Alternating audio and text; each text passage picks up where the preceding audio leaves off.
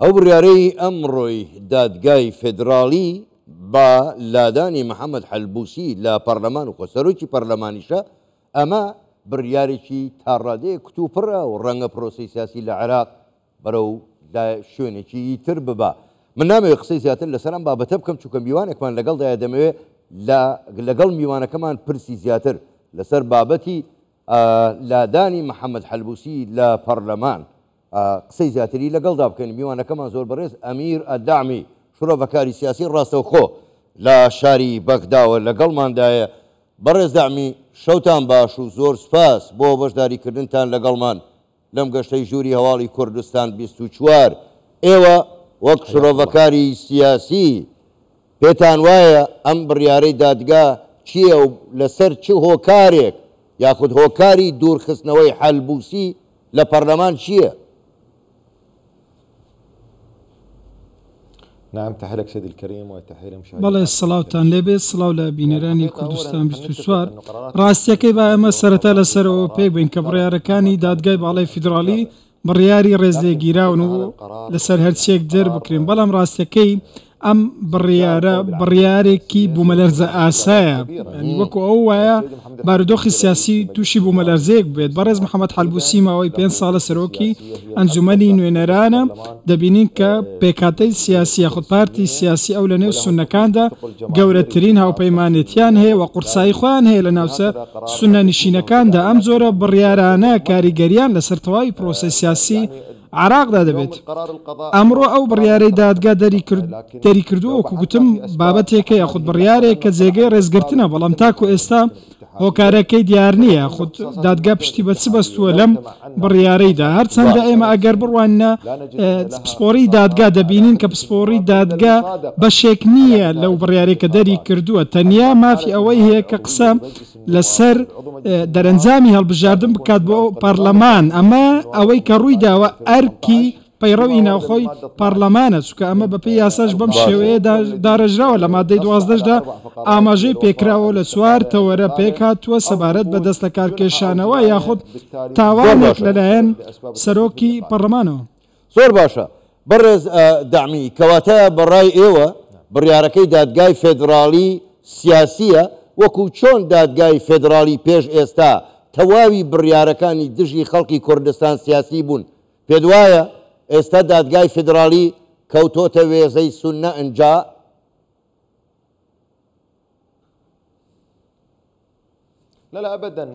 نا بە هیچ شێوەیەک پێم وانە بڕیارەکانی سیاسی بن و ناکرێت بە دادگای سیاسی بڵێن بڕیارەکانی سیاسی بن، بەڵکو دیدگایەکی دادوەری هەیە و هەروەها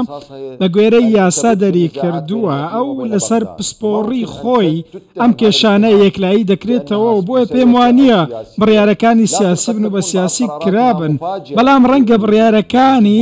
لە ناکاو بن و وەکو سوبڕایی زوابن بە تایبەتی لەسەر لایەنێکی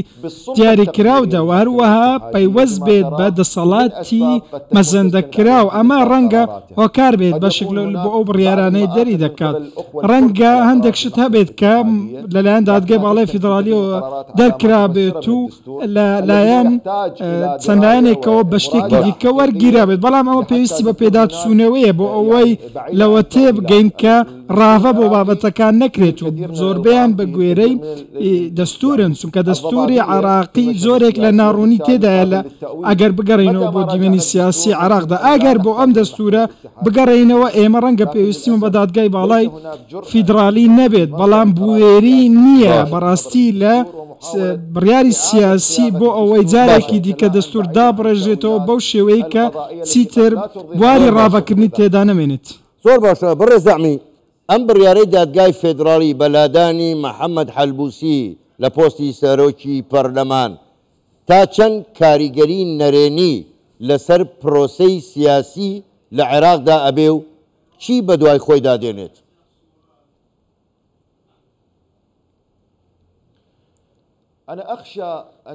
من بەڕاستی ترسی ئەوەم هەیە کە لێکەوتەکانی ئەم بڕیارە لێکەوتەی هەرێمی بن. چاوەڕێ دەکەم زۆر گەورە بن. ترسی ئەوەم هەیە بەڕاستی حکوومەتەکەی محەممەد شیع سوودانی ببێتە حکوومەتێکی پەراوێز یاخود لاپەرگا بەم بڕیارە و پرۆسەی سیاسی دەکەوێتە مەترسیەوە یەکێک لە بنەماکانی ئەم مامەڵەیەی کە ئێستا هەیە لە پرۆسەی سیاسی پەیوەندی بە محەممەد حەلبوسیەوە هەیە چونکە ئەو قورسایی خۆی هەیە لەسەر ئاستی پەرلەمان و لەسەر ئاستی خەڵکی ئەمە ڕەنگە زۆرێک لە تەنیایی سیاسی دروست بکات لەسەر ئاستی هەرێمی و عەرەبیدا ڕەنگە لێکەوتەی زۆر خراپتریشی لێ بکەوێتەوە ئەم بڕیارەی کە دەرکراوە من تاکو ئێستاش نازانم وردەکاری ئەو بابەتە چین و بۆچی بڕیارێکی لەو زۆرە دەرکراوە و هەروەها دادگای فیدراڵی پشتی بە چ بەستووە لە دوورخستنەوەی بەڕێز محەممەد حەلبوسی چونکە بە تایبەتی تۆمەتی ساختەکردن کە بە بڕیارەکەەوە نووسابوو لە بڕیارەکەدا ئاماژەی پێکرد بۆ ڕەنگە کۆتایی بە ژیانی سیاسی محەممەد حەلبوسی بهێنێت ئەگەر بێت و ئەم شتە پشتڕاز ببێتەوە ئەوە کۆتایی بە ژیانی سیاسی دێت نازان بەڕاستی چۆن دەتوانن شتێکی لەم شێوەیە پشتڕاز بکەنەوە و بیسەلمێنن بۆیە ناکرێت لە ئێستادا بچینە نێو وردەکاری و ڕابە زۆر باشە بەڕێز دامی ینی دوای ئەم بڕیارە بۆ خۆت دەزانی ینی حکوومەت لە عێراق ئێمە سێ پێکاتی سەرەکیمانەیە شیعە و سوننە و کورد ئایا بەهۆی ئەم بڕیارەوە پرۆسەی سیاسی سەردەکێشێت بۆ هەڵبژاردننی پێشوەختە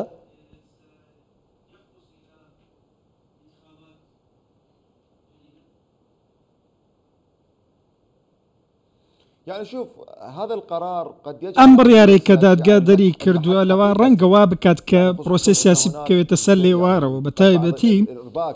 کە زۆرێک لە دڵەڕاوکێ لە پرۆسی سیاسیدا بۆ خۆی هێرەها بووە زۆرێک لە خۆپارێزی شێ لە چەند لایەنێکەوە بۆ دوورکەوتنەوە لە پرۆسی سیاسی بە نمونە وەکو سەدڕیەکان ئێستا دەبینین کە ئەو لایەنێک کە دوور خراوەتەوە دووساری بوومە لەرزە بۆتەوە یەکێکە لە بەهێزترین لایەنەکانی نێو پەرلەمان بۆیە من پێم وایە ئەو بوومە لەرزەیەی بەر پرۆسی سیاسی کەوتووە کاردانەوەی وای دەبێت کە بەڕاستی من ناتوانم ئەندێشەیان بکەم ئەگەر بێت و ئامەش ببێتە هۆکار یاخود کشانەوەی هاوپەیمانی تەقەدم لە نێو پەرلەماندا ئەمە کاریگەری زۆر خراپی دەبێت ڕەنگە لێکەوتەکان و کۆگوتم بستنە سەر ئاستی هەرێمی بەڵام ڕۆژانی داهاتوو ئەم شتەیەمان بۆ یەکلاییمان دەکەنەوە زۆر باشە زۆر بەڕێز ئەمیرە دامی شرۆڤەکاری سیاسی ڕاستەوخۆ لە شاری بەغداوە لەگەڵمان بووی گەلێک سوپاس بۆ بەشداریکردنتان لەگەڵمان سوپاس بۆیەوە